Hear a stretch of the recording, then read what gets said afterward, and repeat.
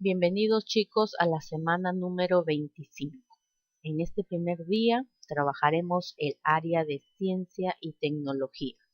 La actividad se titula Aprendemos sobre la vacuna para prevenir el COVID-19.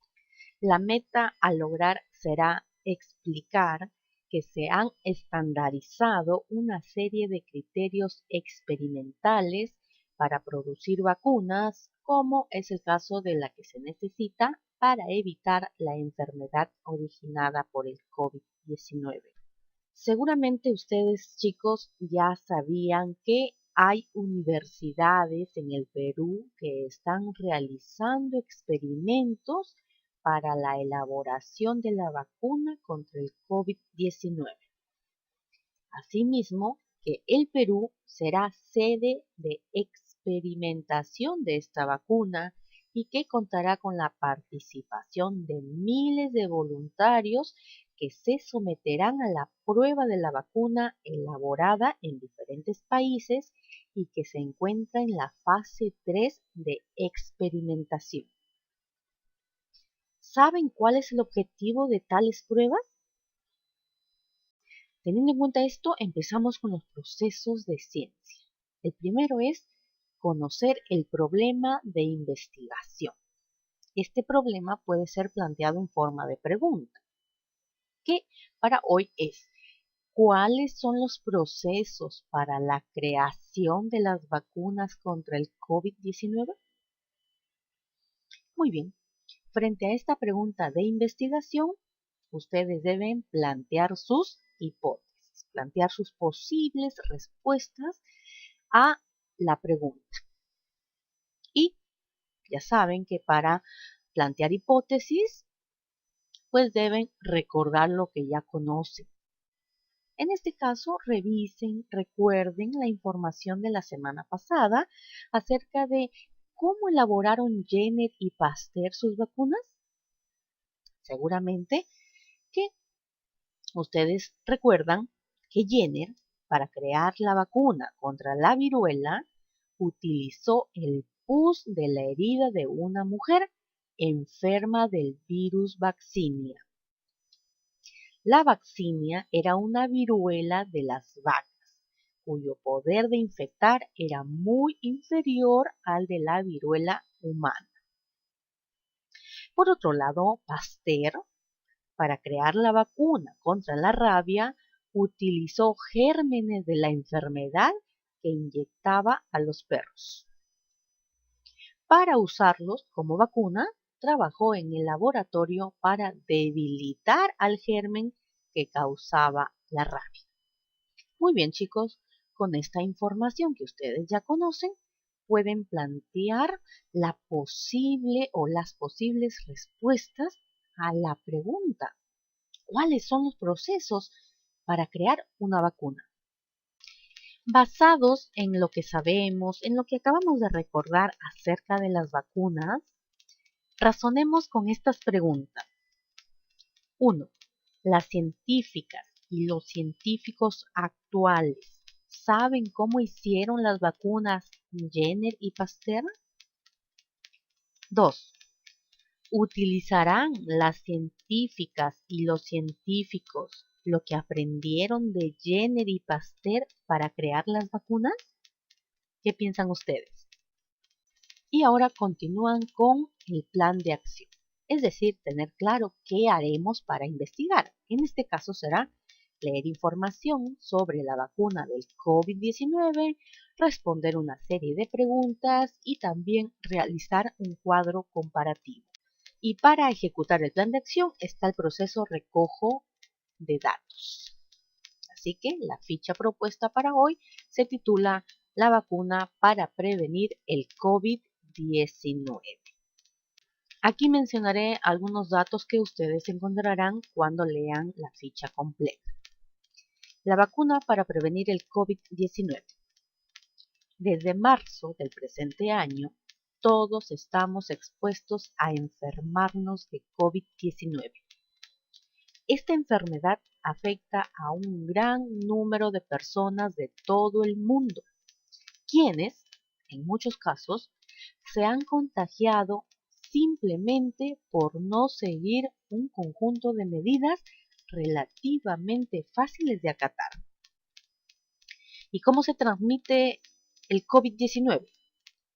Pues sabemos que se transmite de persona a persona por las gotitas que se expulsan al hablar, toser o estornudar. Estas también pueden ser inhaladas por la cercanía que se tenga con alguien que está infectada o infectado. Asimismo, pueden quedarse en cualquier tipo de superficie, pasamanos, mesas, lapiceros, etc. Y al tener contacto con el virus ingresa a nuestro organismo cuando nos tocamos los ojos, la nariz y la boca con las manos no lavadas. Según el tipo de superficie, el virus puede permanecer durante un tiempo. A continuación, observen la escala que se considera en algunos materiales. Por ejemplo, en el aluminio puede permanecer entre 2 a 8 horas. En el papel, entre 3 a 24 horas. En los guantes quirúrgicos, 8 horas. En el acero, 48 horas. En la madera, 4 días. En el vidrio, 5 días. En el metal y en la cerámica también puede durar el virus 5 días. Y en el plástico, entre 2 a 6 días puede permanecer este virus. Cuanto más intenso es el color rojo, mayor es el peligro de enfermarse al tocar esa superficie, debido al tiempo que permanece el virus. Ustedes ya lo pueden visualizar, ¿ok? Mientras más rojo, más peligro. Porque si se fijan, en el aluminio puede durar entre 2 a 8 horas. Pero si nos vamos al otro extremo, donde es más rojo el color, dura entre 2 a 6 días el virus en esta superficie. Ojo, los datos proporcionados corresponden a cuando la temperatura del ambiente es de 20 grados centígrados aproximadamente. El tiempo de permanencia del virus aumenta cuando la temperatura es menor a 20 grados centígrados. Ahora, ¿cuáles son los síntomas del COVID-19? Pues, según la OMS, los síntomas más habituales del COVID-19 son fiebre, tos seca y cansancio. Esos son los más habituales.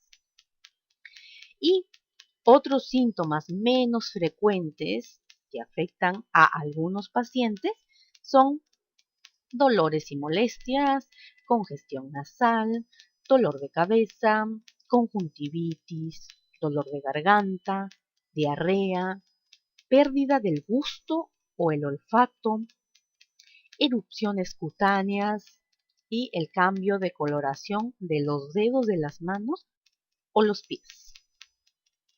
Ahora, ¿cuáles son los síntomas en niños y niñas? Porque en este último tramo, en estos últimos meses, los contagios en niños ha aumentado. Veamos cuáles son.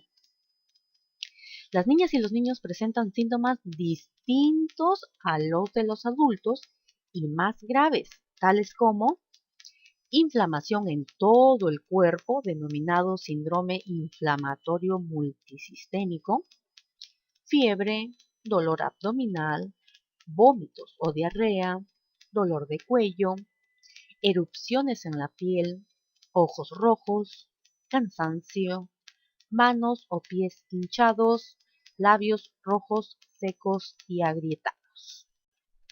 E-Salud advierte que los casos de niñas, niños y adolescentes con COVID-19 aumentaron durante la primera semana de agosto, como les había mencionado. Miren los datos que nos da E-Salud. De cada 100 niños evaluados, 37 dieron positivo a COVID-19 en la última semana de agosto.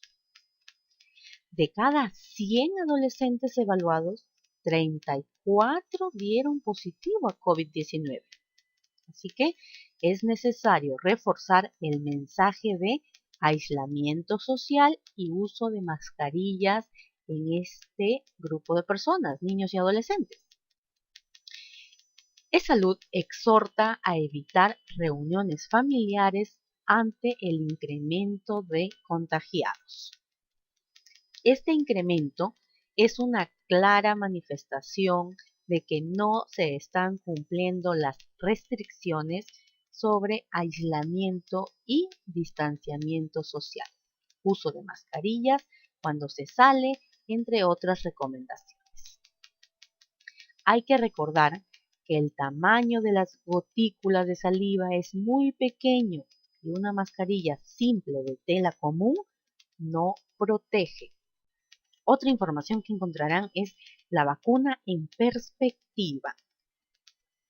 Se estima que las vacunas contra el COVID-19 estarán disponibles recién en el primer semestre del 2021. Los diferentes estudios de investigación tienen como prioridad determinar la seguridad de uso de una vacuna y después su eficacia. Los estudios se realizan en 5 fases. Fase preclínica, fase 1, fase 2, fase 3 y fase 4. ¿Okay? Entonces, el tener una vacuna que pueda ayudarnos contra el COVID-19 no es tan sencillo. Fíjese, tiene que pasar por 5 fases. Así que en la ficha ustedes encontrarán información acerca de las características de cada una de ellas. Bien chicos, ya les di algunos datos que encontrarán en la ficha. Ustedes harán la lectura de toda la información y estarán listos para responder estas preguntas. ¿A qué problema nos enfrentamos desde marzo de este año?